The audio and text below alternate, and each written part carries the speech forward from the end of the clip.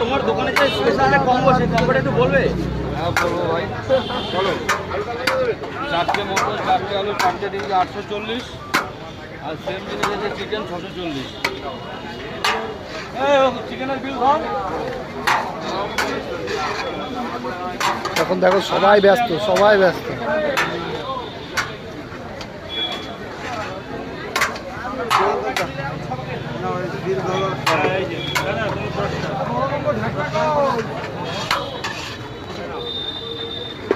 আজকে দাদা মোটামুটি কত হাড়ি গেল আজকে?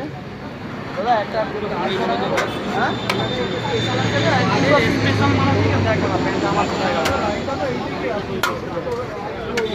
আনুমানিক তখন যে বলছি হাড়ি চালি তুই সরে দাঁড়া, সরে দাঁড়া।